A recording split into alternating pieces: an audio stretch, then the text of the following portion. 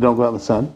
Well, I go out in the sun. I actually spend a week in the sun every summer, but I think it's the native, probably. I don't know if it's a genetic thing.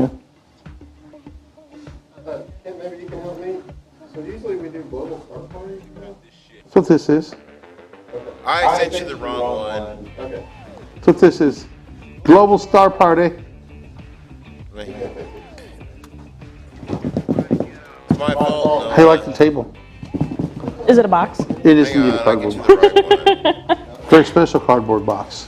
Well, hey. Designed to be exactly right here where my hands are at my waist, just like this.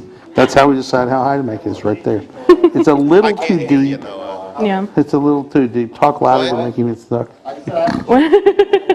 It's a little too deep. I've had to make it do it right here.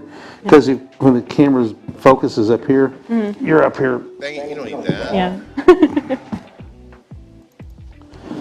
There it is. You've been here, what, 3 weeks?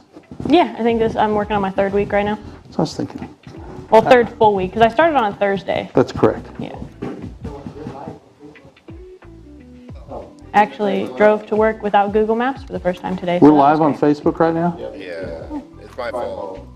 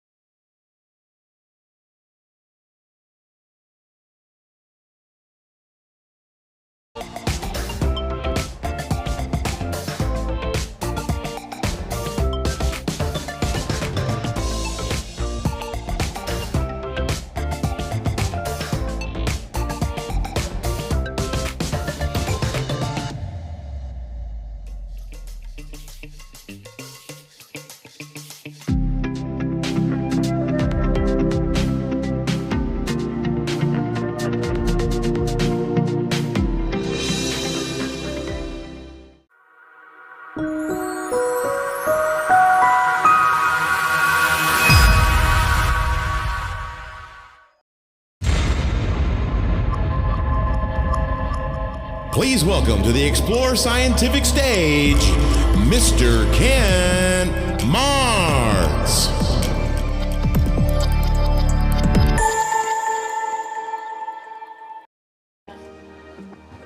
Hey everybody, Kent Martz here on today's Facebook and YouTube and maybe other social media platform broadcast. for Facebook Global and Star Party. YouTube are the only two places we're at today. And there we go, the disembodied voice. He's on hiatus. just It's comes- me, Bill. Just comes in out of the green. So, can't say it's out of the blue. I've got somebody with me today that you probably never met before because you've not been in the building. This is Lucy Mcleod. She's a new customer service rep here at Explore Howdy, Scientific. partner. She brings a background into astronomy of zero. She knows where the sky is and where the stars are. She's looked at the moon. You haven't looked long at the sun because your vision still works. Yeah. But she comes to us and she's learned a lot. She's really jumped in and is working hard to learn everything. And there's a wee bit to learn. There's a lot to learn. There's a lot to learn. And there's systems we use, you know, accounting systems and learning how to deal with email and phones and all those ways people talk to us as well. But then also figuring out what telescopes are and what focal length is. And you were working on this morning, and the guy was trying to figure out he wanted to find a set of rings for a 102 millimeter telescope. We talked how to do that. And she knew what pi was. So she didn't say cherry or apple. She said 3.14. She knew what pi was. Glory be, that's a start. She has some kind of background in math and science. I want pie. You don't need it. Hi, Tyler. What's up? Just checking on the new girl. Oh, she's She's doing well. She said a Beat few it, words. Tyler. She hadn't passed out, so that's good. Yeah. Yeah. It's still early. So today is Global Star Party. Now, heads up, Scott Roberts is out of town, and so we are not going to have the official nightly or Tuesday night Global Star Party this week. It will resume next week at its normal time and schedule with all the guests to go on all evening long. So that won't be happening this week. I will be having a First Light Chronicle tomorrow at 4 o'clock, as well as our 1:30 warm up for the Amazon live broadcast that's coming up. And then Thursday and Friday, Tyler Bowman and I will be broadcasting from a music festival and a star party. A muddy, rainy It's probably going to be a muddy, festival. rainy music festival with no astronomy, but Tyler and I are the stars part of the Stars and Sauce Music Festival here in Northwest Arkansas. It portends to be 50% chance of thunderstorms any Thursday, Friday, and I think 60% on Saturday. So astronomy may be out the door, so we'll just have to sit there in the rain and enjoy a mixture of bluegrass and country and all sorts of fusion, different bands. It's a 24-hour, starts Thursday night, goes until Sunday morning like at 8 o'clock.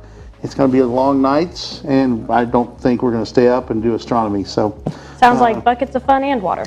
it does sound like buckets of fun and water.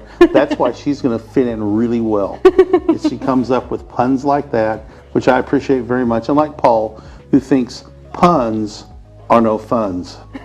So we're going to be talking about today. That calls for So he's the got music. sound effects that he runs. No clue. No clue what they are.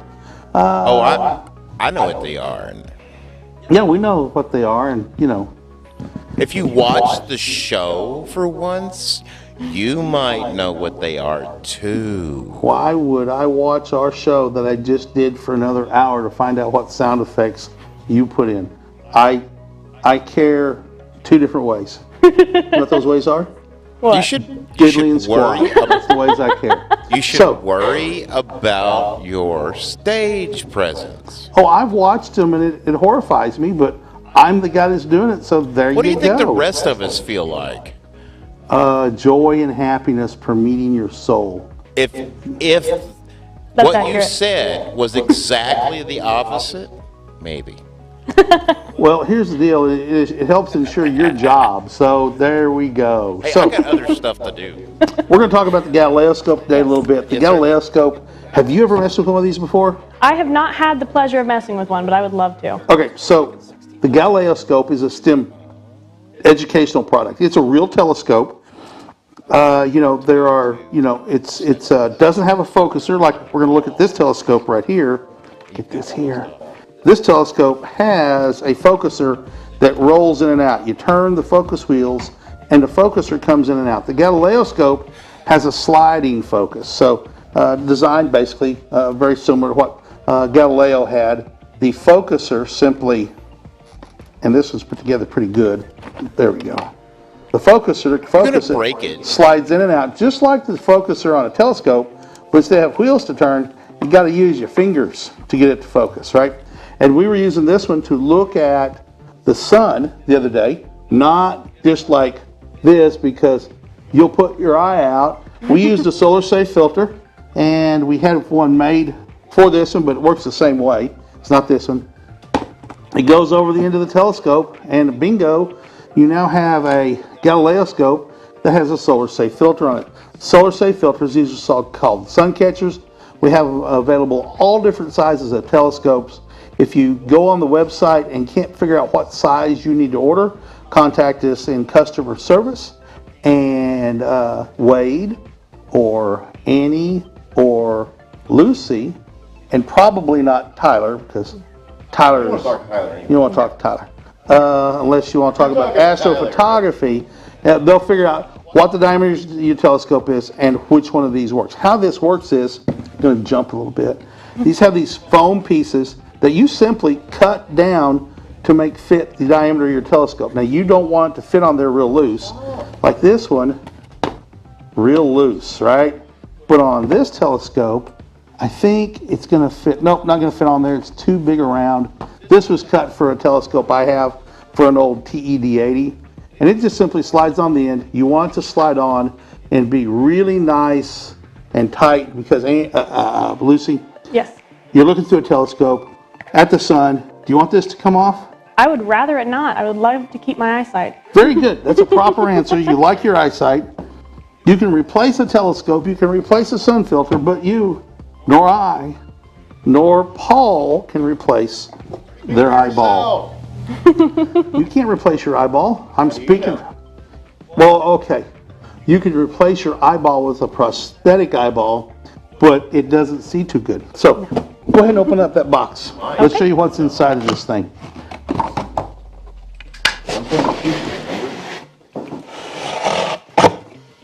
Just drop that All right, unceremoniously. So, Yeah, that's good. Bingo. So I'm going to turn this around a little bit easier from practice. So this has directions to it, and you want to use the directions because you're not going to be able to put this together by yourself without any directions. I can put a lot of things together by myself without directions, but go ahead and open that up. What does that say? important, 1 large lens and 6 small lenses inside. See Okay. instructions. See instructions. Yes. I'm telling you, you got to have the instructions because the instructions tell you those little glass ones, pieces in there. Some of them are curved this way and this way. Some of them are curved this way and this way. And you have to put them together the right way and in the right order because if you don't, you know what's going to happen? Probably going to fall all kinds of apart, isn't it? No, it's not going to fall No? apart. You're just going to have a telescope that doesn't work. You're going to run that B-roll of Libby there? What? Yep, Libby queued Dang up? it.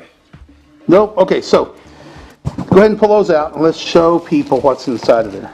I'm doing 5,000 other things at one time. Trying to have lunch, too. So that right there is the primary lens. So pop it out. It's wrapped in plastic and it's also wrapped in some cellophane paper, right? So you can still touch it. Now here's where you're gonna be careful. Let's not unwrap it, Okay. because we'll just leave it wrapped up. Because that paper that's wrapped up on there serves as a really good function. Because when you get to the glass lenses that are in here, or the plastic lenses that are in here, see that one right there? Yeah. Okay, I'm gonna pull this one out since this is a test function. And see how it's got a little piece of paper on it? You can do the same thing right here, but feel that, right? I'm gonna lay that down, reach in there and feel that. Don't run away from me. Oh, yeah. You see how you feel, right? Yeah. One side is curved this way, and the other side is curved is the same way. So one side is convex, the other side is concave, right? Yes. And they're lined up together so you can feel that. It's sort of hard to look at. Oh my gosh, she dropped it and it rolled away. Oh, my gosh. It's sort of hard to look at and tell, right? You can sort of tell, but now when you look at the directions, now you know which way it curves and you're positive which way. So what I have people do is use this piece of cellophane right here to do the same thing you just did, right? So let's go ahead and stick this back in here now. Yeah. Great idea. You can handle these. These aren't going to, these are plastic, they're going to break. You can handle them by the edges, okay? But I would advise people to really, use the piece of paper to hold them. So why don't you go ahead and put all that back together? Okay. And there's the directions are really solid. It has really good pictures. Just take your time, and like anything else, read the directions multiple times and then go slowly. So Libby was able to put this together in about 30 minutes. It took her a little longer because I was making her repeat stuff. Right, we're making it. Libby, who was 10 at the time, now she's 12. Could It was put it. last year. I think when she did it, she hadn't turned 11 No, yet. she was 11. She had to be 11. Was she 11? She Okay. just did it. It's last year. There we Remember, go. we There had we the can see deal her. out in the showroom. There we go, and stage. she's putting it together, and there's. Okay, so there's a little bit of Libby putting it together, and what's in here is. So I the, just have a suggestion. Oh no! The suggestion is, if you get this and you can't put it together and you don't understand and it's broken, when you call in to have someone help you, tell them Kent Martz is the one that showed you how to do it. Hey, absolutely. I'm not shy about that. You shouldn't have anything broken. You shouldn't have anything missing. Some of the early kits in the first production run, they left out a couple of these little things in this bag, but that's been all worked out, and it's all good now. So there's just a box of parts in here, just like that. You can see it, and there's another, real quick, pull this out. And the tube is just in two pieces. It's held together by a cap that goes here and a rubber O-ring that goes there and there, and that's how it's held together. It comes with a nut. See that little nut right there?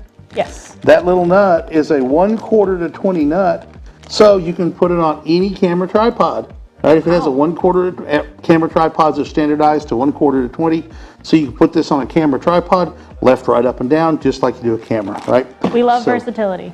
We love versatility, and it's something a lot of people already have. So I'm going to put this back together.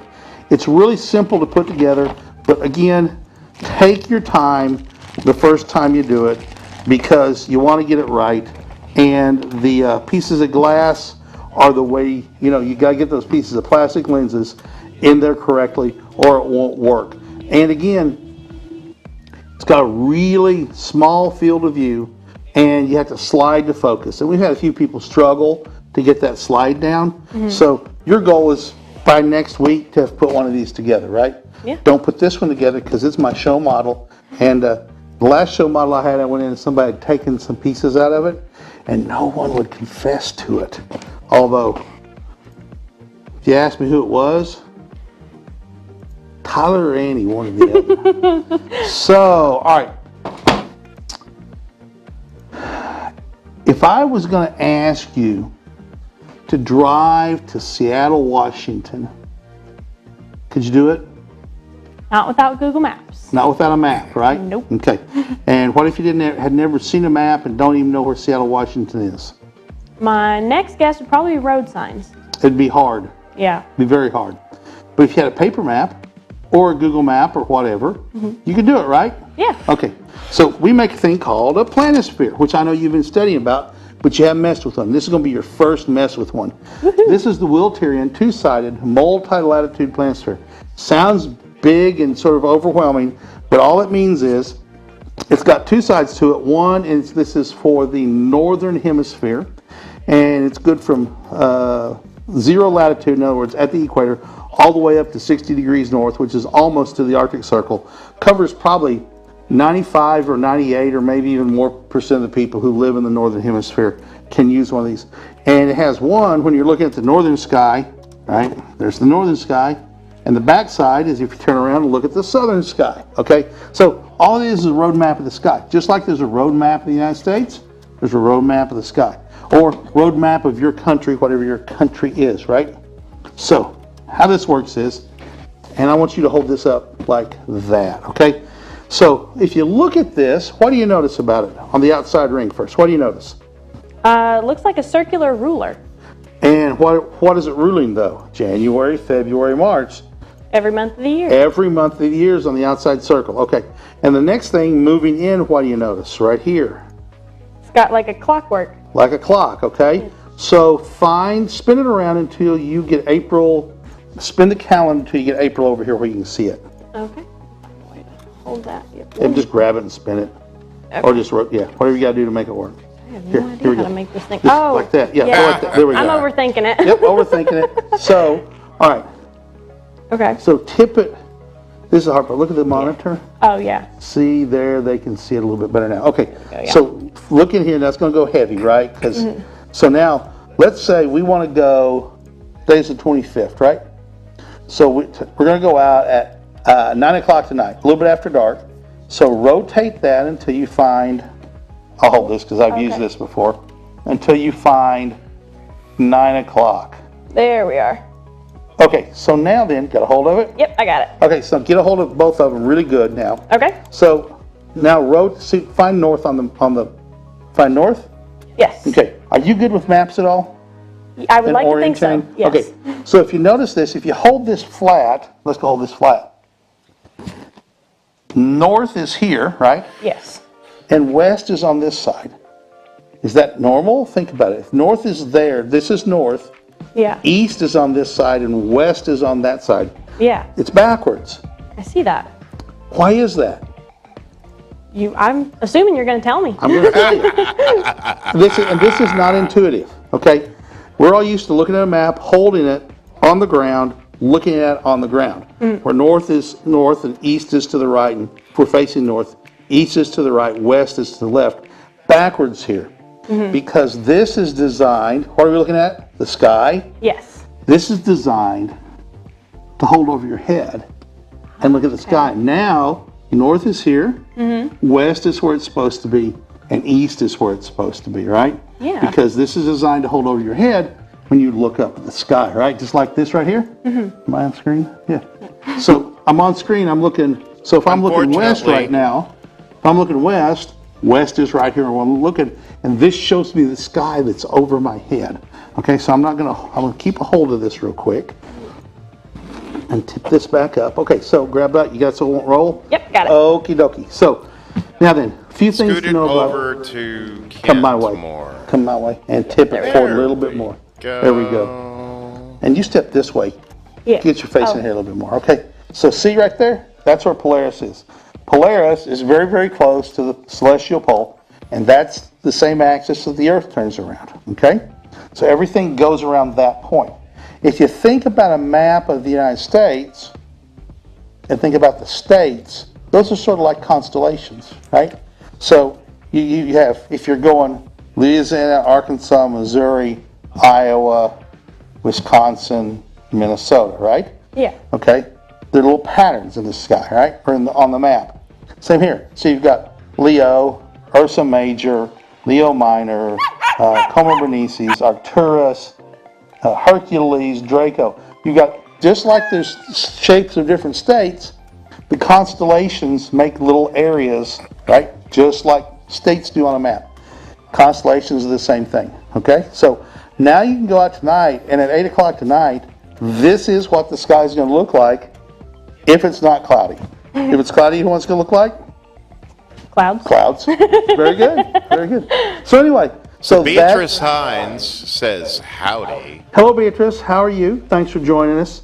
Again, there's going to be no Howdy, Global Star partner. Party tonight.